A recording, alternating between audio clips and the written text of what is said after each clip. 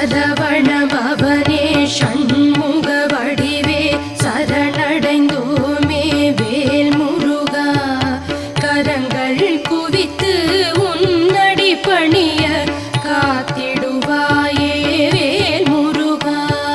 நிரந்தரமான உனதருள் வேண்டி நினைப்போம் உன்னை வேல் முருகா. பரமன் மகனே பன்னிரு கரனே பணிந்த